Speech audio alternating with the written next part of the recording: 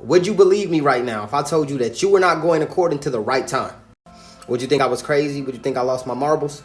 You probably would. So let me break this down real quick.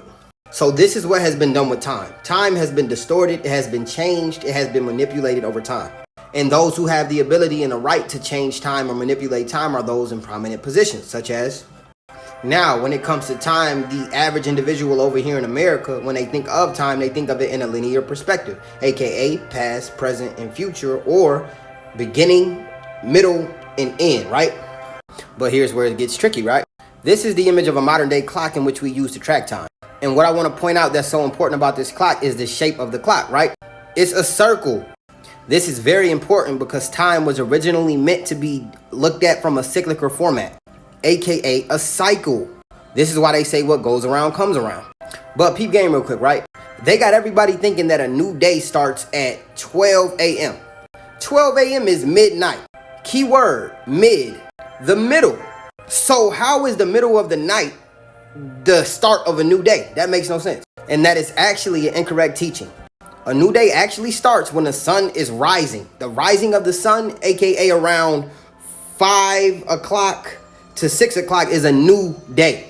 So they got us starting a new day in this upper left quadrant at 12 midnight, when we should be starting our new day at approximately 6 a.m. at the rising of the sun in this bottom left quadrant. Now pay attention because it's about to get funky. This is the image of a zodiac wheel, right? Now we start our new year during the winter time at the end of December or the start of January, right? In this upper left quadrant.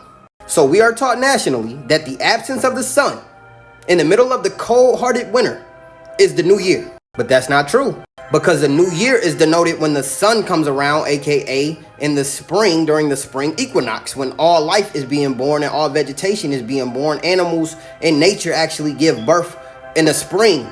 So March, aka the month of Aries, actually denotes the new year and the start of the new year. So they got us starting our new year up here in this upper left quadrant when it's cold as hell outside, when the real start of our new year is down here in this bottom left quadrant, aka spring.